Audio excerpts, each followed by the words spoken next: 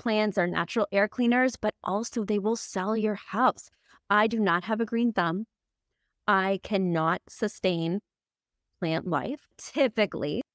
And so my biggest plant investments would be at Trader Joe's, right? Something for $4. If it dies, I'm not devastated. I didn't get it at the local nursery and, had a lot of maintenance. But when I was going to sell my house, my friend who's a stager gave me another piece of advice. She's like, Betsy, your house needs to look one plant shy of a jungle.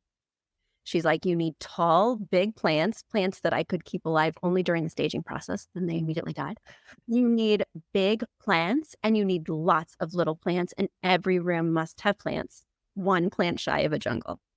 I spent, I think, $300 in Trader Joe's plants. And then I spent $150 a piece on 2 large palms that died after 3 months. And it was an amazing investment. That's a great tip. Because if you do cut flowers, if you do fresh fruit, it's going to die over the course of time.